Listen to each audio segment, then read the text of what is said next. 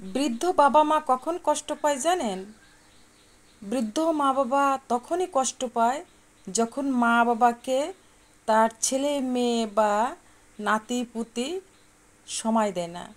সেই মা বাবার কাছে বসে না, মা বাবার মনের কথাগুলো শোনে না। মা বাবা তখনই কষ্ট পায় যখন মা বাবা অচল হয়ে যায়, বিছানায় থাকে, বা নিজের ইচ্ছা মতো কিছু করতে পারে না, কোথাও যেতে পারে না, মনটা এমনিতেই খারাপ থাকে সব সময়। তারপরেও যদি ছেলে বা বৌমা সেই মা বাবার পাশে একটু না বসে, তার মনের কি ইচ্ছা করছে, কি খেতে ইচ্ছা করছে, কোথাও যেতে ইচ্ছা করছে কি না, কোনো ভালো মাছ ফল বা দুধ মিষ্টি কোনো কিছু খেতে ইচ্ছা করছে কি না, এইগুলো যদি না শোনে, তখন সেই বৃদ্ধ মা বাবা একেবারে অতীতে চলে যায়। অতীতে গিয়ে অনেক কষ্ট পায়।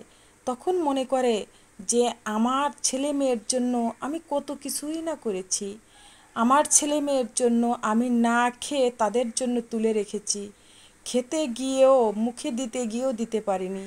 মনে করেছি আমার ছেলেটা পছন্দ করে, আমার মেয়েটা পছন্দ করে, এই সংসার, এই ছেলে মেয়ে আমি কত কষ্ট করে এই পর্যন্ত নিয়ে আসছি, আর এখন আমার ছেলে মেয়ে আমার কাছে একটু বসে না, আমার মনের কথা একটু শোনে না। আমারও তো কত শখ করে মনে, কোথাও ঘুরতে যেতে ইচ্ছা করে, কোনো মন্দিরে, যার যার পবিত্র স্থানে, তারপর কোনো আত্মীয় বাড়ি বা কোনো চায়ের দোকানে, যে কোনো জায়গা যেতে ইচ্ছা করতেই পারে, বা কোনো কিছু খেতে ইচ্ছা করলো।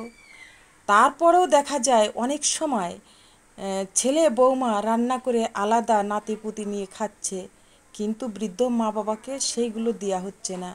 তখন যদি এই বৃদ্ধ মা বাবা বিছানা থেকে শোনে, কারোর কাছে যদি শোনে যে আজকে বৌমা এটা ওটা রান্না করেছে কিন্তু তাদের দেয়নি, তখন বেশি কষ্ট লাগে, তখন তাদের বুকটা ভেঙে যায়, এত কষ্ট পায় তারা, সেই কষ্টটা কিন্তু আর ধরে রাখতে পারে না, তখন হাউমাউ করে কান্না করে ওঠে যে আমার ছেলে মেয়ের জন্য আমি কত কিছুই না করেছি, আমি তো খেতে পারিনি আমার সন্তানদের রেখে, আমার বাচ্চাদের রেখে আমি তো কখনো খেতে পারিনি, ভালো একটা পোশাক পরিনি, বা কোথাও ঘুরতে যাইনি, আর আজ আমার পেটের সন্তান, পরের মেয়ে তার কথা বাদ দিলাম, আমার পেটের সন্তান আমাকে রেখে কিভাবে এটা খেতে পারলো।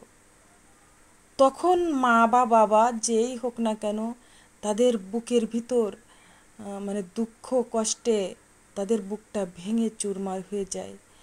তাই আমরা কখনো বৃদ্ধ মা বাবাকে লুকিয়ে কোনো কিছু খেতে যাব না।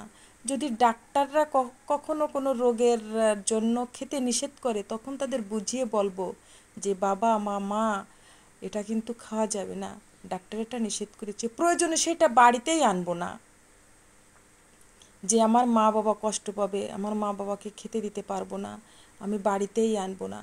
মা বাবা যদি পারে, ছেলে মেয়ে যদি এরকম কোনো সমস্যা হয়, ছেলে মেয়ে যদি না খায়, তাহলে মা বাবা যদি ত্যাগ করতে পারে, তাহলে বৃদ্ধ মা বাবা কয়দিন বা বেঁচে থাকবে, আমরা কেন পারবো না সেটা ত্যাগ করতে। তাই ছেলে মেয়েদের বোঝা উচিত, আর বৌমাদেরও বোঝা উচিত যে আমারও মা বাবা আছে, তাই আমার শ্বশুর শাশুড়ির জন্য অন্তত আমি একটু ত্যাগ করি। ছেলে মেয়ে যখন মা বাবা বৃদ্ধ হয়ে যাবে, তখন সবার পাশে একটু গিয়ে বসতে হবে, তাদের মনের কথাগুলো শুনতে হবে, তারা কি চায়, তাদের মনের ইচ্ছাটা কি, তারা কি খেতে চায়, কোথাও যেতে চায় কি না, কাউকে দেখতে ইচ্ছা করছে কি না, এগুলো পূরণ করার চেষ্টা করতে হবে।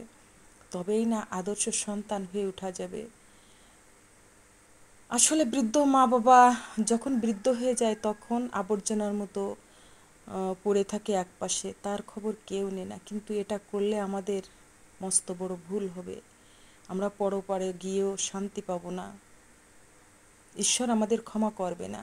তাই আমরা সবাই মিলে বৃদ্ধ মা বাবার পাশে অন্তত এক দুইবার একটু বসি, তাদের মনের কথাগুলো শুনি, তাহলে তাদের অনেক ভালো লাগবে, তাদের বেঁচে থাকার স্বাদটাও জাগবে। নইলে মনে হবে যে পৃথিবীতে বেঁচে আমার কোনো লাভ নেই, আমি কেন বেঁচে আছি এখনও, এখন আমার মরে যাওয়া উচিত, আমি মরতে চাই। এইভাবে যেন আফসোস না করে মা বাবা, সেদিকে আমাদের খেয়াল রাখতে হবে। সবাই ভালো থাকবেন, আর আমার ভিডিওটা যদি ভালো লাগে তা সবাই একটা লাইক কমেন্ট শেয়ার করবেন। আর যদি কারোর কোনো নিজস্ব গল্প থাকে তাহলে আমার ইনবক্সে এসে লিখতে পারেন, আমি অবশ্যই সেটা পাঠ করব। সবাই ভালো থাকবেন, সুস্থ থাকবেন।